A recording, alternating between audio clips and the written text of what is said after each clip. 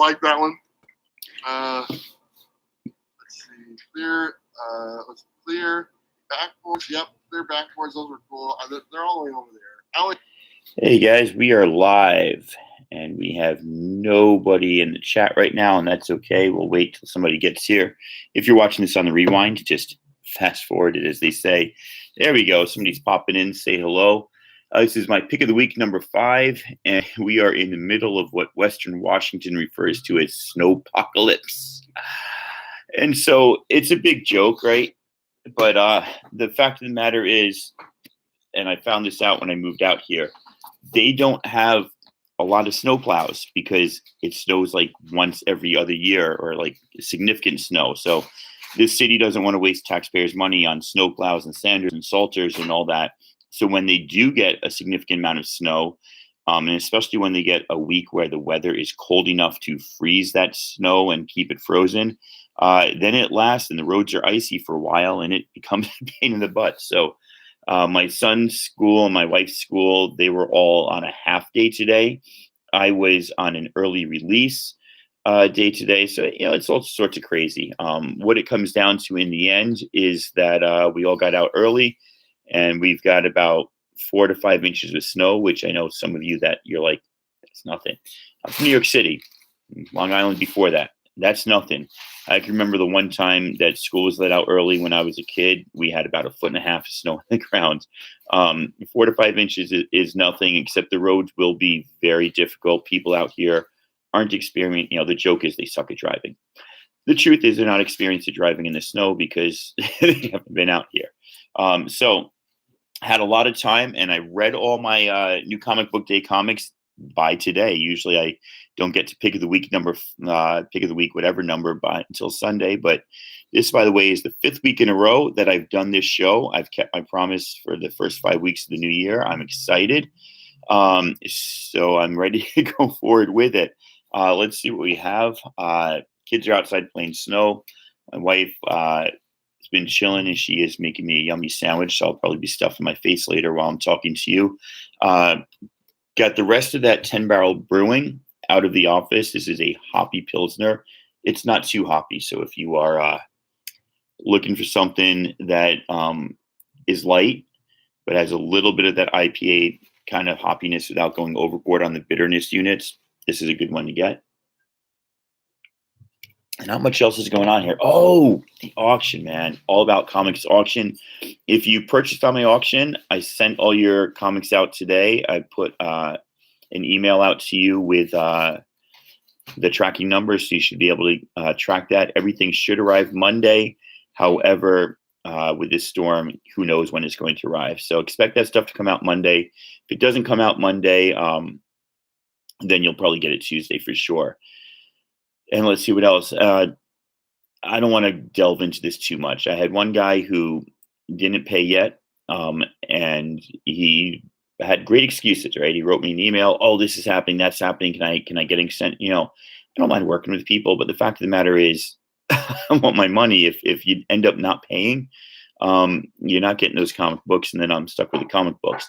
So big shout out to Wolf Blitz. Wolf Blitz has said that he would be happy to pay for them. He was the second highest bidder, and so he came in $5 under the top guy who hasn't paid yet. And after back and forth, I said 10 a.m. tomorrow, or you're done.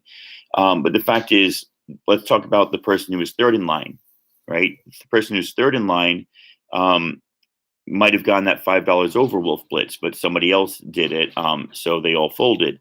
So $5 is not much, but it's just the principle of the thing. So if you're going to bid in an auction, have the money. If you are bidding on Wednesday and Friday is payday, just type in the chat, hey man, do you mind if I pay you Friday? And I haven't seen anybody say no, right? We've all said yes. We're not going to ship out comics till we get our money.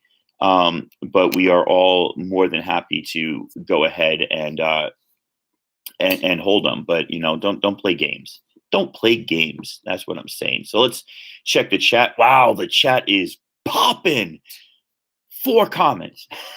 Let's see. JP is here. How you doing, JP? He's laughing at my same jokes.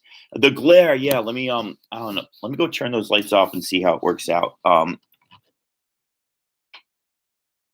hopefully that'll be good enough for you guys. The glare off my head anyway. You're gonna get that no matter what.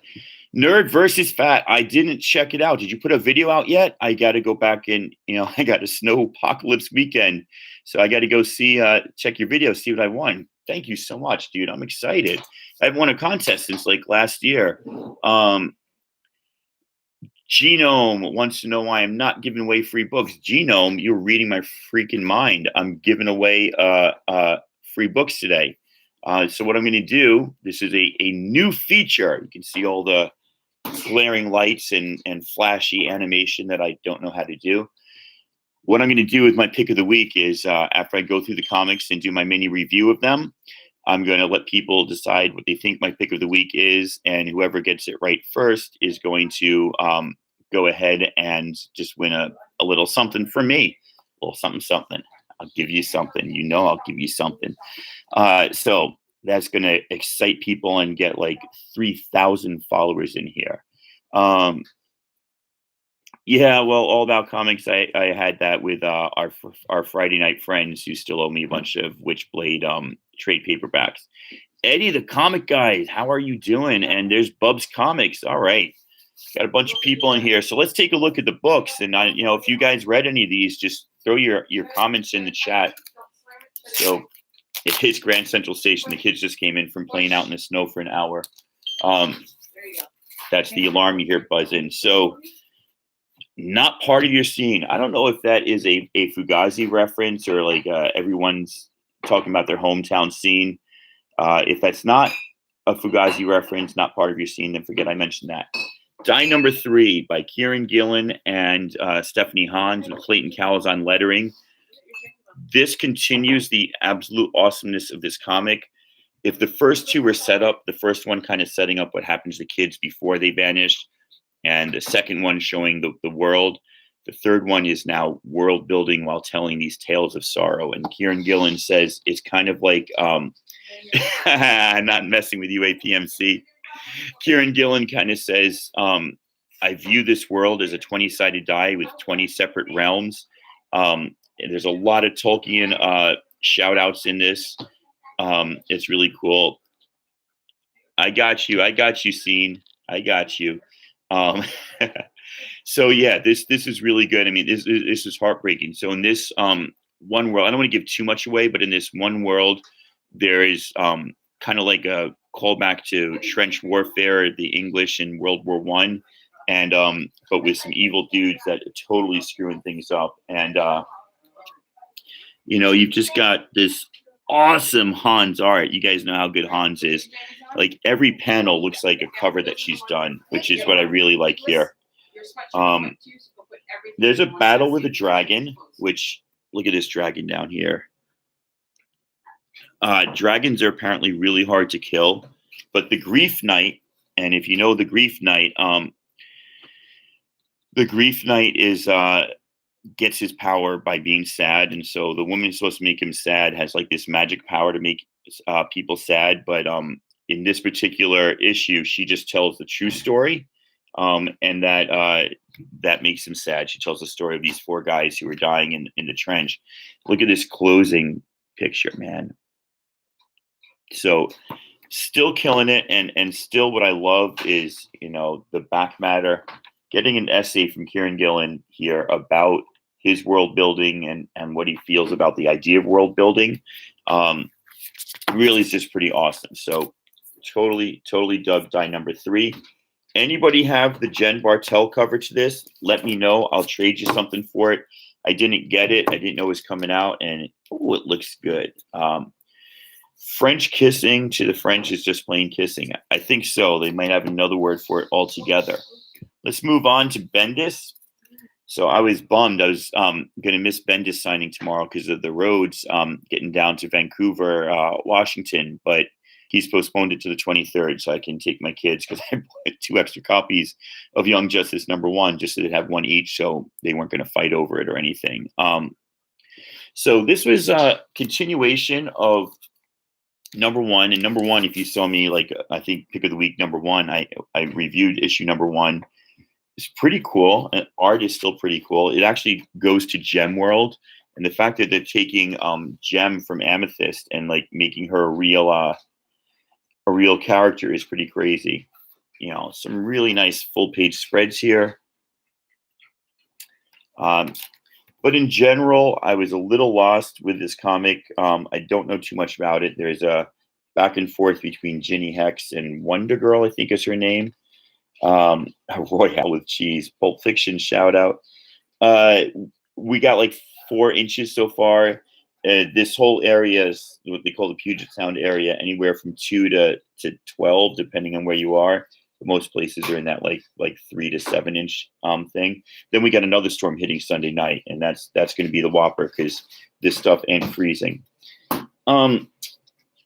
Yeah, there's not a lot. There was this really cool interaction though. Zeus comes down and tries to give, I think her name is Wonder Girl, an heirloom, like a powerful heirloom of the gods, and he says, "I want to repair my relationship with you," and she's like, "I ain't taking your present. Stop trying to buy me off." At least that's kind of the way I read it, but I don't have a lot of background with these characters, so I wasn't loving it. Yeah, it was okay. This was not up there. I don't understand too much about it. The Teen Lantern is a cool name. The bad guy in the end is Lord Opal of the Gem World. So I think Bendis is clearly going for the young reader with his Wonder Comics line, and that's okay. That's okay. It's good writing. It's fun. I didn't love it the way I thought number 1 was just boom. That was pretty cool. Next up, we got Red Sonja. So I used to collect Savage Sword of Conan when I was a kid, and I had like 100 of those, the magazine-sized issues in a row. They're all great, but they're all kind of the same. So this is written by Mark Russell, who you guys know I like a lot from Snagglepuss and Flintstones. He takes these properties and just redoes them and makes you think about them, usually in a socially conscious, perhaps left-leaning sort of way. This one, he does a take on the idea of empires and political doublespeak, sort of Orwellian doublespeak from 1984. And it's kind of cool. Red Sonja comes back to Hyrcanian, I guess is where she's from. Conan's from Samaria. She's from Hyrcania. And she's like, they wanted her to be queen. She doesn't get why. And then she realizes because there's an army about to invade. So everybody leaves and she becomes the queen. And she gets this kind of like herald brings this whole thing saying, "We're coming your way. We're going to destroy your kingdom and make it part of our empire. You have to give us slaves, but you'll be part of our wonderful empire. You have to give us 20,000 this, but you'll be part of our wonderful empire, and we'll train you and stuff." So she sends back a dead skull to the guy full of horse shit and says, "Here's my answer." It sets everything up nicely. It was okay. It wasn't great. Really cool cover. I was with my son just before the stores closed, and I said, pick one of the variant covers. He picked this one, which was Christian Ward. It's got that bright, you see the sort of colors in Thor. Really like that cover. It's very cool. Let's see. Hey, Comic Newbie is in here. Let's see what's going on in the chat. What is on Netflix? Something's on Netflix. Oh, Umbrella Academy. I can't wait for that. That's not what you guys are referring to. You guys looking at Pulp Fiction? I missed something there. Anyway, the French kissing was a Pulp Fiction reference. I missed that, dude. I'm off my game. Movies that came out in 1994, I no longer have memorized. Not part of your scene. Die is going to be a deep dive into this fantasy realm, and it's really cool. I got this connection. My son, who's sitting right there, he is starting the. He's a dungeon master and kind of the games master at a club he started at school. So every Monday they play Dungeons and Dragons, and he's got to take these 12 new kids through. Hey, Pope C, what's up? And he's loving that, but it's a 6th grader. He's got 6th, 7th, and 8th graders in his club, and he's realizing it's kind of overwhelming. So they just switched it the semester. He's got a new elective called Extended Learning. Genius Hour. It's called Genius Hour. Basically, he's got 45 minutes at the end of each day to work on whatever you want, which I think is like the greatest way to run a school.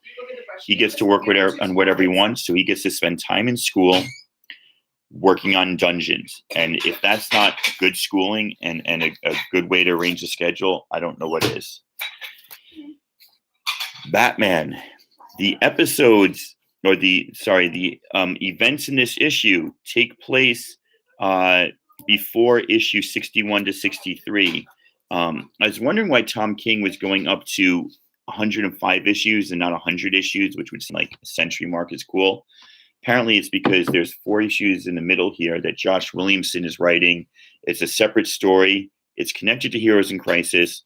It's got to do with the Batman and Flash and their kind of antagonism towards each other, but also their respect for each other as detectives. And what it does nicely is it ties back into Gotham Girl, who was the first character in the new Batman run that Tom King did, going all the way back to issue 1. And we haven't seen her since the first couple of issues. That being said, it was an issue. It was okay, but it wasn't it wasn't phenomenal. It was just okay. I can't wait for Tom King to get back on it because I like the slow build and slow burn he's been doing. I don't even need to show you the art. There's nothing super special in there. There's one good splash page. Let me show you some art in case you didn't buy this one.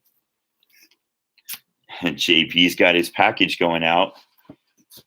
Now, of course, I'm going to get lost trying to find that splash page, right?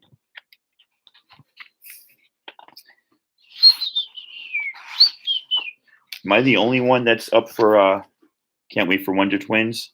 I'm actually really looking forward to that comic. Hey, Discovery Bay. Dude, everybody shout out Discovery Bay right now because he contacted me all the time and I'm like, hey, I've got this video coming out sometime near the future. And then I get to him 10 o'clock. He's like, well, I actually do my updates at 5 a.m. So then he's like, oh, I'll change it and say that you're going at 2. And then, of course, I went home and took a nap. So then I'm like, maybe it'll be out at 7. He's like, all right, I changed it to 7 on the post. And then I started at 6:30. So Discovery Bay, I really appreciate you working with us and putting out the schedule for everybody's videos. Pretty cool splash page. A lot of blood on Wonder Woman's leg. They're fighting the Amazons, who are cyborg superhero facsimiles of them. It's kind of silly stuff. It's just a device used to further the story. But I thought that was a cool page art-wise. So like I said, Batman was okay. Let's move on. This was fun. This is an homage cover to an earlier X-Men Classic X-Men 30, I think. They keep discovering clones, man. Somebody's got that cloning technology and going crazy. And this sort of reminds me of Star Trek The Next Generation when they had Hugh, who is a Borg that apparently had been disconnected from the hive consciousness, and 7 of 9 was trying to, or was it Data? No, it's Data because it was Next Generation. Data was trying to reach him, and I can't remember now if it was Voyager or Next Generation. I'm babbling on. Was it Next Generation with Hugh? My wife's a geek. She pretends not to be, but I call her out and I give her much, much props for that. So Next Generation with Hugh and, this trying to get, hey, Barbarian, how you doing? Trying to get this guy and teach him how to be human. So there's this clone, an X-23 clone that is also apparently a cyborg. And Beast is there doing the professor thing because he's got glasses on. Any guy who's blue but has glasses and doesn't wear much clothing is a professor, apparently. So he tells Gabby, there's something wrong. One of the genes mutated, so it's like a mutated mutation. I love here. My kids are very good about language and calling me out for language. So she discovers the cyborg's gone, and she says, fudge nuggets. Go Gabby. Gabby's awesome. So yeah, I don't think Star Trek works as a comic as much as it did as a TV show. So I was trying to find a good picture. She's up on the roof and she takes out a knife and she's kind of acting like cyborgs act like. And there's this really cool line that Gabby has actually. Oh, by the way, Laura's investigating the factory where the cyborg came from and she's fighting her way in. That's a cool splash page. That's the way to do it, man. All that 16 grid or 20 panel grid with the overlay there. Put it down. That's a cool Laura Kinney. But the line that I wanted to get to here is really cool. Gabby says, and you could fight villains with us instead of just killing people, which is what I used to do, and Laura. So we kind of get it. So it's an interesting way to try to reach the cyborg on the cyborg's level. Is like me and my sister used to indiscriminately just kill people and hack them to death. But now we save people. You could join us. And so it kind of works. It's cute. It's a cute way of going about it, I guess. So then, of course, the end big reveal is there's a few more of these X-23 cyborgs that Laura Kinney discovers, and that leads us nice cliffhanger to 10. This is a classic comic in the vein of comics. Really good action, some nice dialogue, nothing too deep, nothing world building like Die, nothing deeper price. I think it's called Pay the Price, that Josh Williamson run between Batman and Flash. It crosses over. This is just a straightforward, like, here's 3 parts of the story, or 2 parts. Laura Kinney goes off to fight in the factory, and Gabby tries to talk to the clone, and together something happens there. So cool. We got a few more here, guys. Boom. Hey, Jigs is here. Jigs is awesome, guys. Jigs, I think I sent you an email, but you got a $5 credit with me for the next auction because you bought that box and was able to fit your first lot into the box. So we are all impatiently waiting for your first video, Jigs, because you won a whole bunch of lots. That's going to be pretty cool. White Dog's in the house. Everybody shout out White Dog. Champions number 2. I'm going to be careful with this one because I don't want to give away the reveal, but the end of Champions 1, this is the second volume of Champion, or third volume, I guess, second with this new young group. There was some allusion to Miles connecting with the devil or with the hell or something. Mephisto. Not quite with Mephisto, not quite clear what's going on. But in this, Jim Zub does an excellent job writing this one. There's a little of the angst and ennui of Nova because he's lost his powers, right? So they keep talking about that.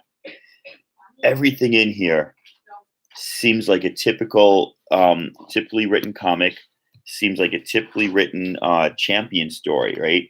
They fight the big bad. There's a great Miss Marvel spread here with Miss Marvel. And I like Miss Marvel in Champions better than I've been liking her in her own comic, actually. So Miss Marvel and Vision get into trouble. At some point, Miles saves this young girl, right? Now look here. You saved my life. And he's like, well, that's what we do. And she's like, oh, you're so awesome. And they just kind of leave it alone. And it seems like we got family life going on here. Seems like a very typical exchange. You think nothing of it. It's going to come back and haunt you at some point.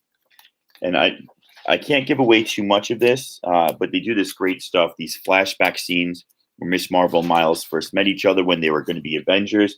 She's like, I can't believe we get to meet Avengers. And he goes, I'm Spider-Man. She's like, does the other guy know about that? And he's like, oh no, yeah, he's totally cool with it. So, and then there's Viv and Amadeus Cho after their first kiss, and he's like, oh, that's cool, we're just friends. So yeah, it looks like Miss Marvel and Viv might be in a bit of trouble here. Right. And then Mephisto shows up because why not? Why not throw Mephisto into the deal? So what you have in this issue is a classic bargain with the devil story. Can you make a bargain with the devil? Can you sell your soul? At what price? I'm not going to go into it anymore because I don't want to give this away. I highly suggest you read this. It's really pretty freaking good. It's so good that at the end, the last panel makes the whole story 1,000 times better. Up until that point, it just seemed like an average story, average comic. Last one I read, I really like the cover too. Francisco Mattina, and we've been talking about him. He got busted for like ripping off other people's work. But I don't know if he ripped this one off or if this is an original pose, but it wasn't so much that it was a Mattina cover. It's just that it's a big barter cover. And I'm huge into Mr. Miracle right now. I want to go back and get the Kirby run since I have number one. That's kind of easy. But this story, Cecil Castellucci, who I've met at Rose City Comic Con, and who has written a few things that I like. Shade the Changing Girl. Really, really, really, really cool. Busted Again, White Dog. Tell me if you know what the cover this is from. Or are you saying he's been busted more than once? Yeah, that's for sure true. So I don't know anything about the New Gods. I don't know anything about the Furies, but I learned about it all here. And they do this, the first page is them gathering. And then the second page is a callback to Kirby art, right? This is clearly Jack Kirby art right here. And so it goes back and forth between present time and modern times. And, Granny Goodness, if you don't know the whole thing, I don't want to go into the whole history of it, but she's in charge of the orphanage on Apocalypse, works for the bad guy Darkseid, and she's got the best warriors, the female Furies. But nobody will acknowledge that they're the best because they're females, and it's a highly sexist warrior, male-dominated society, and Darkseid is just a mean. So she's always trying to prove herself, and they make him go through like fights and competitions. They even go to the point where they do a spoof on it. They make him do a baking contest and like a swimsuit contest. And the more she strives for acceptance, the less she's going to get. And even to the point where she compromises some of her ideals because Granny Goodness is a little fanatical about wanting to prove herself, and she sacrifices some of her girls. And so you can see that there's this building resentment and building antagonism. For first issue, this does it really great. Callbacks to Kirby, great fight scenes. This does feminism really well. I wouldn't even say they're doing it subtly. It's pretty over the top, but it's very believable. I really enjoyed that. All right, so ladies and gentlemen, we've come to the end of my reviews of new comic books. We have the Female Furies. Is that what? Yep, it's called Female Furies. Number 1, you have to know the number. Champions 2, X-23 9, Batman 64, Red Sonja 1, Young Justice 2, and Die number 3. The first person to write down the correct pick of the week will win a small pack of some comics from me. Go ahead and throw it in the chat right now. It is on the other side of this piece of paper, so you know I'm not playing favorites. Looks like my chat has stopped or frozen, or you guys just don't want to win. Let's see what you got. Throw it in there. The winner is, well, somebody's got to type it in. Whoever types it in first correctly, based on my reviews, Joker says, "What's up?" That is not the pick of the week.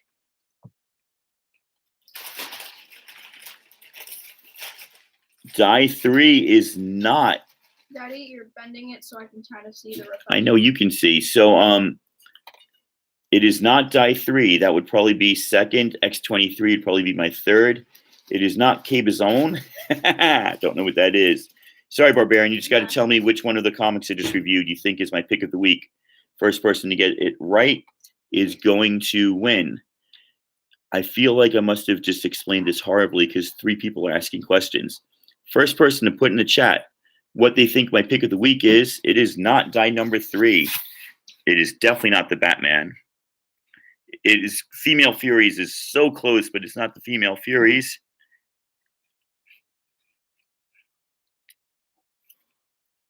Y'all can keep guessing and keep guessing and keep guessing. It is indeed White Dog, the champions #2. And again, maybe I misled you guys because I didn't show you what happened at the end. I want you to read Champions 2, right? There's no new characters. It's not a key. It's not a cover that's going to become a super variant hot. It's just a really well-written comic. And I want you all to read Champions #2. I think you should all read Female Furies. That would be up there. Die #3's awesome. This one just outdid them by a bit. So White Dog, what I want you to do, hit me up on Instagram. If you're not following me there, follow me there.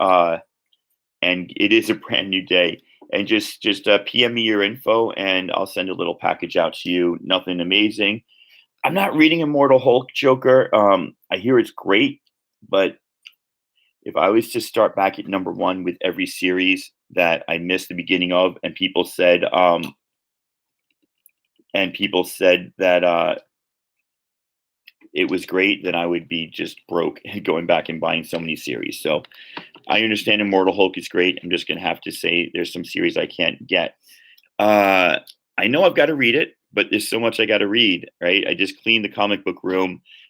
I'm caught up on my new comic book reading. I can't go back and get other stuff. I'll just do a trade paperback. So I miss Cabazon, Pope C. I'm sorry if I missed something. You'll have to tell me what I missed. Was that a character in there, or is that another language? Is that what Champions in Italian? I don't know. So Pope said it first, but I'm missing. I'm not very smart, guys. Help me out here. How did Pope C say it first? Is it just because Cabazon means champions in another language? Guys are going to have to let me know what I did here, because I don't know. If that's the case, both of you hit me up. Pope C, I still owe you. Did I miss it? He did say champions first. Oh, there it is. Oh, no, dude, you're right. Okay. You are correct. And that's good, because and White Dog, I'm sorry, I'll get you something. Yes, I did miss it. I'm trying to speak and follow the chat. I thought it was his Cabazon comment meant something. Now I got you. Okay. I'm a little slow today. It's a snow day, remember. Pope C, you're the winner. White Dog, hit me up on Instagram. I'll send you something anyway, because I feel bad. Pope C, I owe you that Walking Dead 48, but I'll also send you some more comics. I think I still have your address. If not, I'll reach out to you. I got you now. I told you I'm slow. That is it for me today, guys. Bueller just finished. Comic Core is coming up. I've got snow to shovel and a car to clean off, and I'm going to just huddle down in front of the heaters, watching TV, and enjoy the night. No, what? No, Vancouver. And we're not going to Vancouver, but that's February 23rd. They rescheduled it for us, so we can go see it. And that is it for me. So you guys all have a great day. Thanks for showing up. Thanks for watching, and I'll talk to you all later. Take care. What do you mean no?